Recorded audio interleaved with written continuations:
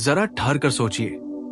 आज आप जो भी कर रहे हैं, जो भी चाहते हैं, जिसकी भी तलाश में भाग रहे हैं, पैसा, सम्मान, प्यार, शोहरत, रिश्ते, सुख, आराम, उपलब्धि, क्या ये सच में आजादी दे रहे हैं या धीरे धीरे आपको अपने जाल में बांध रहे हैं? बुद्ध कहते हैं, हर इच्छा एक कैद है। क्योंकि इच्छा का मतलब क्या है? इच्छा का मतलब है अभी आप जो है उससे संतुष्ट नहीं हैं। अभी जो जीवन आपके पास है उससे आप खुश नहीं हैं। अभी जो आपके पास है वो कम है और आप किसी और चीज की तलाश में दौड़ रहे हैं। ये और कभी पूरा नहीं होता और यही इच्छाएं आपको कैद कर देती है। बुद्ध कहते हैं, हम में से हर इंसान दो दुनियाओं में जी रहा है, एक जो है और दूसरी जिसे वो चाहता है। जो है उसे हम कभी नहीं देखते और जो चाहते हैं उसके पीछे ऐसे भागते हैं जैसे भागे बिना जीना ही संभव नहीं। इच्छाओं की यही दौड़ दुख का पहला कारण है। आज इंसान दुखी इसलिए नहीं है कि उसके पास कम है, इंसान दुखी इसलिए है कि उसकी इच्छाएं ज्यादा है। एक इच्छा पूरी होती है तो दूसरी तैयार खड़ी होती है। एक इच्छा का स्वाद मिलता है तो दूसरी भूख पैदा हो जाती है। जैसे आग ईंधन खाने से बुझती नहीं बल्कि और फैलती है, इच्छाएं भी पूरी होने से खत्म नहीं होती और तेज हो जाती है। बुद्ध कहते हैं, इच्छा दुख का कारण है, क्योंकि इच्छा का मतलब है मन का कहीं और दौड़ते रहना। आपको लगता है अगर ये मिल जाए तो मैं खुश हो जाऊंगा, और जब वो मिल जाता है तो आपको लगता है बस अब ये मिल जाए, अब ये हो जाए, और जीवन इसी भाग दौड़ में बीत जाता है। मजेदार बात यह है कि जो आपके पास आज है वो कभी आपकी इच्छा ही थी। कभी आपने सोचा होगा अगर ये मिल जाए तो मेरी जिंदगी बदल जाएगी, पर जब वो मिल गया तो वो चाहत गायब हो गई और उसकी जगह नई इच्छा बैठ गई। बुद्ध कहते हैं, इच्छाएं पूरी होने के बाद मरती नहीं, सिर्फ रूप बदलती है। यही मन की प्रकृति है। मन को जितना दो वह और मांगेगा, इसे जितना खिलाओ उतना भूखा होता जाएगा।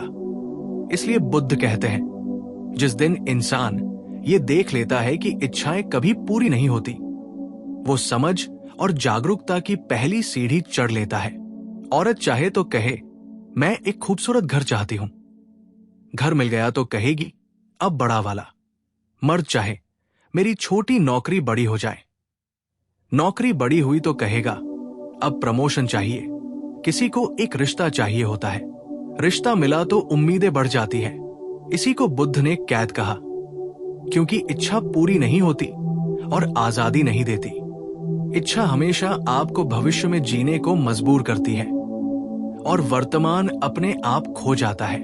और हर बार जब मन भविष्य की तरफ भागता है, जीवन हाथ से निकलने लगता है। बुद्ध कहते हैं, इंसान कभी दुख से दुखी नहीं होता। वो दुख इसलिए महसूस करता है क्योंकि उसकी इच्छाएं टूट जाती है, उम्मीदें टूटती हैं, चाहते टूटती हैं, कल्पनाएं टूटती हैं और इंसान दुखी हो जाता है। ये दुख बाहर से नहीं आता, ये भीतर से पैदा होता है। इच्छाएं छोटी हो या बड़ी, वे आपको चैन नहीं लेने देती, और जब तक मन चैन न ले, इंसान सुखी कैसे होगा? बुद्ध के समय एक आदमी उनके पास आया और बोला, भगवान, मैं दुखी हूं। बुद्ध ने शांत स्वर में पूछा, तेरी दुख का कारण क्या है? आदमी ने कहा, मेरी उम्मीदें पूरी नहीं होती, मेरी इच्छाएं पूरी नहीं होती। तब बुद्ध मुस्कुराए और बोले, इच्छा वही है जैसे कोई आदमी समुद्र के पानी से प्यास बुझाना चाहे। समुद्र का पानी कभी प्यास नहीं बुझाता और इच्छा कभी मन को संतोष नहीं देती। मन जब तक भविष्य में उलझा रहता है, वो कभी इस क्षण को नहीं जी पाता, और जो क्षण नहीं जीता वो जीवन नहीं जीता। बुद्ध कहते हैं, एक साधारण व्यक्ति सोचा करता है, अगर मेरी इच्छाएं पूरी हो जाएं, तो मैं सुखी हो जाऊंगा। लेकिन एक समझदार व्यक्ति समझ जाता है, अगर इच्छाएं खत्म हो जाएं, तो मैं पहले से ही सुखी हूं। यह फर्क साधारण और जागे हुए मन में है। आप देखिए, दुनिया का हर इंसान जो कुछ पाना चाहता है उसका नतीजा ये होता है कि जब वो मिल जाता है वह भी बोरिंग हो जाता है। इसलिए लोग नौकरी बदलते हैं, शहर बदलते हैं, पार्टनर बदलते हैं, चीजें बदलते हैं, लेकिन दुख नहीं बदलता, क्योंकि दुख बाहर का नहीं अंदर का है। मन बदलता नहीं, इसलिए चीजें बदलकर भी मन संतुष्ट नहीं होता। बुद्ध कहते हैं आप पूरे ब्रह्मांड को जीत लो, लेकिन अगर मन को नहीं जीता तो सब कुछ व्यर्थ है। मन को जीतने का पहला मार्ग है यह समझना कि इच्छाएं ही कैद बनाती है। कैद दो तरह की होती है, बाहरी और भीतर की। बाहरी कैद में शरीर बंधता है, भीतर की कैद में आत्मा। बाहरी कैद से लोग भागना चाहते हैं, लेकिन भीतर की कैद को लोग दौड़ दौड़ कर पकड़े रहते हैं। हर इच्छा एक नई जंजीर बन जाती है। कोई ताकत की जंजीर में बंधा है, कोई सुंदरता की, कोई पैसा, पद, प्रतिष्ठा की, कोई रिश्तों की चाहत में, कोई इस डर में कि लोग मेरे बारे में क्या सोचेंगे। मन की जंजीरें बंधी रहती हैं और हम कहते हैं हम आजाद जी रहे हैं। बुद्ध ने कहा संसार में हर आदमी कैदी है, लेकिन कैदखाना भीतर है। कोई मन की कैद से बचना चाहता है तो उसे इच्छाओं को समझना होगा। बुद्ध ये नहीं कहते कि आप चीजें छोड़ दो, दुनिया छोड़ दो, भाग जाओ। बुद्ध कहते हैं बस देखो, समझो, जाग जाओ। इच्छा कब रोग बनती है? जब आप किसी चीज को जरूरी समझकर उसके बिना टूटने लगते हैं। आप उस वस्तु के मालिक नहीं रहते, वो आपकी मालिक बन जाती है, वो आपको चलाने लगती है। बुद्ध कहते हैं जिसे आप पाना चाहते हैं वही आपको चलाने लगता है। वो वस्तु, वो व्यक्ति, वो परिणाम आपकी आजादी छीन लेता है। बुद्ध कहते हैं आसक्ति इच्छा से जन्मती है, और जब आसक्ति बढ़ती है डर पैदा होता है। अगर आपने घर चाहा और घर मिल गया, अब आपको खोने का डर सताएगा। अगर आपको प्रेम मिल गया, अब उसे खोने का डर जाग जाएगा। ये डर इसलिए है क्योंकि इच्छा से आसक्ति पैदा हुई, और आसक्ति कैद है। बुद्ध कहते हैं इच्छा ने तुम्हें कुछ नहीं दिया, सिर्फ चिंता दी, निराशा दी, तनाव दिया, रात को डराया, दिन में दौड़ाया। ये मन को पागल कर देती है। बुद्ध कहते हैं इच्छा में जीने वाला व्यक्ति जीवन नहीं जीता, वो सौदागर है, सौदे कर रहा है दुनिया से, भगवान से, खुद से। अगर ये मिले तो मैं खुश हो जाऊंगा। और जो सौदे में जीता है वो जीवन से चूक जाता है। बुद्ध कहते हैं इच्छा ही दुख है, क्योंकि इच्छा वर्तमान को मार देती है। मन हमेशा आगे भाग रहा है, भविष्य की तरफ, और जो जीवन अभी हो रहा है वो हाथ से फिसलता जा रहा है। बुद्ध कहते हैं जीवन का स्वाद पाने के लिए मन को लौटना होगा अभी में, लेकिन मन लौटता नहीं, क्योंकि इच्छा उसे खींचकर आगे ले जाती है। यही कैद है। बुद्ध कहते हैं अगर आप ध्यान से देखें तो मन कभी आज में नहीं रहता। या तो वो भविष्य में भाग रहा है, या फिर अतीत में पछतावा, भविष्य में उम्मीद। दोनों ही दर्द है, दोनों ही झूठ है। केवल वर्तमान सच्चा है, लेकिन इच्छा उसे जीने नहीं देती। इच्छा कहती है अभी कुछ नहीं है, आगे जाकर होगा, और ऐसा कहते कहते आगे ही पूरा जीवन बीत जाता है। बुद्ध कहते हैं जिसने इच्छा को समझ लिया उसने दुख को समझ लिया। अब ये समझ पूरी हो। बुद्ध कहते हैं जब तक इंसान अपने मन की प्रकृति को नहीं समझता तब तक वो दुनिया को हजार तरह से बदलता रहेगा, पर दुख वही रहेगा, क्योंकि दुख बाहर नहीं है, दुख मन की गति में है। मन कैसा चलता है? मन हमेशा उसी चीज की तरफ दौड़ता है जो अभी नहीं है। मन कहता है जब ये मिलेगा तब मैं खुश हो जाऊंगा, और ये जब कभी आता ही नहीं। इंसान अपने जीवन में इतना कुछ हासिल करता है, पर एक दिन भी मन चैन से बैठता नहीं। क्या कभी हमने सोचा क्यों? क्योंकि इच्छाएं हैं। बुद्ध कहते हैं इच्छा का स्वभाव है कि वो भविष्य में भाग आती है। मांगने वाला मन कभी घर नहीं पहुंचता। जिसकी आंखें इच्छा में डूबी है वो वर्तमान को कभी देख ही नहीं पाता। ध्यान से देखिए, आप अभी क्या सोच रहे हैं? क्या आप इस क्षण में पूरी तरह हैं, या मन कहीं और भाग रहा है? मन को उसकी आदत के कारण वर्तमान रुकना आता ही नहीं। यही मन कैद है। ये मन कहता है अभी ये चाहिए, उसके बाद वो चाहिए, उसके बाद जिंदगी ठीक हो जाएगी। लेकिन जिंदगी आगे नहीं, यही है, अभी है। और बुद्ध कहते हैं जो अभी में नहीं है वो जीवन में नहीं है। अब समझिए, इच्छा सिर्फ पाने की ही नहीं होती, चाहे वो किसी वस्तु की, किसी व्यक्ति की, किसी सम्मान की, किसी पद की, किसी परिणाम की हो। इच्छा सिर्फ भौतिक रूप में नहीं आती, इच्छा मानसिक और भावनात्मक भी होती है। जैसे लोग मेरे बारे में अच्छा सोचे, कोई मुझे गलत न समझे, मेरा परिवार मेरी कद्र करे, मेरे साथी मुझे प्यार दे, मेरा बॉस मुझे समझे। ये भी इच्छाएं हैं। और बुद्ध कहते हैं जब आप चाहते हैं कि दूसरे किसी विशेष तरीके से व्यवहार करें तो आप खुद को दूसरों की दया पर छोड़ देते हैं।